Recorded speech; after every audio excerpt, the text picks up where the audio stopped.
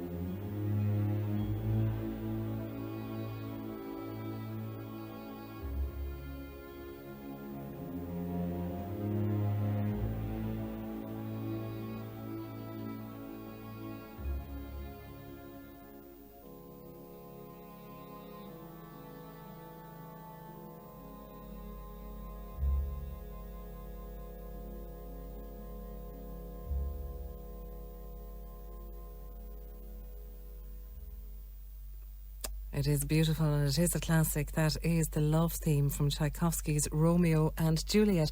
And next Sunday, of course, is Valentine's Day. And to that end, the Cork Concert Orchestra have organised and put together a beautiful programme built around, in fact, Romeo and Juliet for Valentine's night. They're going to have Tchaikovsky's Fantasy Overture, of course. They're going to have Prokofiev's Romeo and Juliet. Things like Nino Rota's Godfather theme and his love theme written for the 1968 Franco Zeffirelli movie of Romeo and Juliet, which is still quite a firm favourite, and so much more. It's featuring a 70-plus strong full orchestra under the baton, this time, of internationally renowned conductor Neil Thomson. Neil is widely regarded as one of the most outstanding British conductors of his generation, and he has travelled the world. This isn't his first time working in Ireland, but it is his first time with the Cork Concert Orchestra, and I caught up with him on the phone yesterday. Neil, reading your biography of where you've travelled to, like, you literally have practically the globe covered, working with various orchestras from all over Europe and the States and South America. You're currently in France and presumably conducting there too. And do you find your style is ever influenced by not only the countries you've been to, but the orchestras in those countries that you've gone to work with? You know, I suppose every orchestra sitting expects to be influenced by the conductor, and many of them may leave with a Neil Thomson style by the time they finished working with you. But for you, I mean, that global experience, has it changed you? One of the great things about getting older as a conductor is that you get more and more experience, and so much of what we have to do is dealing with people. And so I count myself very lucky that I've met such a wide range of people. I mean, my style is normally the same from orchestra to orchestra. I mean, normally, when you go to an orchestra, you just have to show yourself. You have to be yourself rather than to try to adapt the group of players. Yes, you do have to adapt some little bit and be yourself. But I suppose, you know, every orchestra is bound to have its own personality. Isn't that true? That's for sure. And you have to sort of decide very quickly within the first sort of half an hour of a rehearsal how you're going to approach this group. Some orchestras like to be left alone. They like to be allowed to play a little bit more. Some orchestras, they expect you to stop and rehearse. And you have to try and work out how far you can go with a group of people. You develop a sort of sixth sense for that. So do you ever find then, when you have, you know, certain pieces in a repertoire that will be common from orchestra to orchestra, country to country, or concert to concert, as a conductor then, when you have an orchestra with maybe a strong personality in front of you, Are you ever surprised by how the music has changed in that dynamic? Yes, I am. I mean, that's one of the first things that you learn as a conductor, is that you have to listen to what the orchestra gives you, rather than going in. Of course, you go in with your concept of how you would like the piece to sound, but if an orchestra plays a piece in a certain way and it's absolutely convincing, then that's something you can use to your advantage. When I was young, I always went in and you kind of unpick everything because you're so keen to show your view of this piece. Yes. And it eventually sounds worse than when you started. So as you get older, you have enough confidence in yourself to be influenced by an orchestra if they play the piece convincingly. And that must be such a buzz, because I have played in orchestras and there is such a tremendous buzz when you are sitting. I'm a fiddle player, so playing the violin, and you feel a piece of music changing as you're playing it, or as you're rehearsing it, or as you're working through it over the course of a week or whatever. And there is a thrill that kind of bubbles through you while you're playing. For you, standing then in front of an orchestra, when last do you remember having that electricity that you thought, wow, this is actually not what I expected, but this is fantastic? I mean, I'm very lucky with my orchestra in Brazil, where I work, and I spent about 4 months of the year there. You can get that feeling in every concert. Wow, yeah. Because everything is new. It's a new orchestra, it's only in its third season. A lot of the players are playing even some standard repertoire pieces for the first time, so you kind of start tabula rasa. So there I can really get that feeling in every concert. What's it like living in Brazil? It's interesting. I mean, the city I work in is called Goiânia. It's a new city. It's only 82 years old. It's about an hour away from Brasilia, so it's right in the middle of the country. So, I mean, it's not São Paulo, it's not Rio. It doesn't have a very long tradition of culture or of music. So, I mean, my perspective of Brazil is slightly skewed. I mean, if I lived in São Paulo, I would give you a different answer. What I like about working in Goiânia is that everything is new. We're building the tradition of classical music in this city, and that's very exciting. We've got an audience which is hungry for music. I mean, really, a young audience who come every Thursday night to hear the orchestra, and that's wonderful.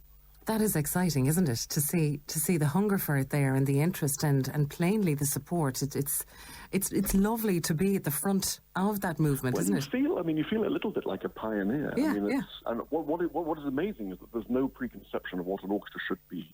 There's no preconception of what an orchestra should play, which is good. So you're not just having to churn out Beethoven, Brahms, and Tchaikovsky every week. I've done quite a bit of modern music. I do a lot of Brazilian music, and the audience is just intrigued by everything. We did a Nielsen symphony earlier this year. After the slow movement, which ends, 3 pianos, the whole place just erupted with applause. It was a spontaneous reaction to the emotion of the music. That was the moment when I realised I can do anything here. Yes. We can play anything. That is fantastic. It really, really is. Now, of course, in your role as conductor, you're also renowned for your work as teaching. This incredible skill. I mean, there are so many very funny memes and cartoons of conductors, and I'm sure you've seen them all, and your friends probably send them to you and all that sort of thing. And I'm a viola player as well, so I've heard you're doubly struck. Every conductor. It's so true. So, you don't just stand and wave your arms until the music stops and turn around and bow, as the old cartoon goes. People really have... There's an Irish word called mass, Neil. People have a fierce mass on you in your ability to teach others what it is in them as a conductor, not just to teach them the Neil Thomson style, but to bring out what it is in them. My teacher was a great English conductor called Norman Del Mar, and the first thing he said to us, he said, if after 2 years you look like me, I failed as a teacher. Yeah. And I took that really to heart. Stylistic things, technical principles that a student will take on board. And so there may be a moment in their development where they look a little bit like me, but it's not something that I impose. What I'm doing is teaching principles, trying to draw out of each person. We're all different. Every conductor is different. Every conductor will get a different sound from the orchestra. Conductors have different ways of working. Some have to verbalize, some have a marvelously sort of natural, physical technique that can draw a sound out of an orchestra without having to explain it. And I know certainly that makes all the difference in the end to how the orchestra and the conductor can work together. I need to start moving on to talking to you about your work in Ireland. You are also known for your work conducting live scores with film, and it's such a difficult thing to do, especially if an orchestra haven't done it before. You have worked with, for example, our National Concert Orchestra in many successful concert series with live film screen as well. Do you enjoy that work? It's a sort of an adrenaline rush, because, I mean, if it's going well, it's marvellous. If you're sort of 4 or 5 seconds out, it's absolutely miserable. I mean, I have to say, the first time I did The Wizard of Oz in Portugal about, 7 or 8 years ago. And it was an orchestra that played very behind the beat, and they'd never done this. And you have to be so precise to accompany the voices on the screen. And that experience, I didn't sleep for 4 nights. I mean, I just felt like I was drowning every day. And the shows were fine in the end. But the concert orchestra is brilliant because they're so quick and they play exactly on the beat. That's the sort of orchestra to do those shows with. Now, is this your first time working in Cork? It's not. I've thought about this. It's my 4th time. I came twice to conduct the Cork Chamber Orchestra, I guess a previous incarnation of this orchestra. I came once with the RTE Concert Orchestra. I did an evening of John Williams at the Opera House, which was the evening that I spectacularly tripped over a microphone cable and fell flat on my face in front of the whole audience. So this is my 4th visit. Well, you have been invited back for a very special evening, of course, and everyone is delighted that you're choosing to give up your Valentine's night and spend it in Cork with an evening devoted to Romeo and Juliet. So, I mean, these are sort of the big, swanky, blousy classics, and everybody knows and loves them. When will you get a chance to work with the orchestra? Well, I start rehearsing Thursday night. So I rehearse Thursday night, Friday night, and then I rehearse for 6 hours on Saturday, and then it's the concert. So I'll have 4 good rehearsals, and I think they've already started. Yes. I think they've done a couple of rehearsals already, so they'll be up and running by the time I meet them on Thursday. Because that is, I suppose, the system that works in collaborations like this, where the orchestra will work and prepare music ahead, and then the conductor will arrive and shape it how you feel coming up to the concert. So no pressure then, I suppose, in the rehearsal period coming up to it. But I'm sure they are so excited about having you in Cork and working with them. I'm very happy to be back, and I think it's a great project, this orchestra. I mean, I really am. This mixture of pros and teachers and amateurs and students. I mean, I think that every professional musician, every professional conductor should support these projects. It's important. Neil, it has been lovely talking to you. Thank you so much. It's my pleasure. Okay, thanks very much. And that is Neil Thomson, internationally renowned conductor, who is coming to Cork again next Sunday to work with the Cork Concert Orchestra for that Valentine's concert. As I said, there's a really lush programme of music put together for the entire evening. It's going to be gorgeous. Tickets are just €15 downstairs, and they're €25 for the balcony tickets, and you can pick up the tickets over the course of this coming week in Pro Musica on Oliver Plunkett Street at any stage. But I know it is going to be gorgeous. Like I said, music from Tchaikovsky, Prokofiev, Rota, so many more. It really is going to be beautiful. Delius as well, I think, on the programme. So that's Valentine's night in Cork's City Hall, the Romeo and Juliet event presented by the Cork Concert Orchestra in association with the Cork Orchestral Society.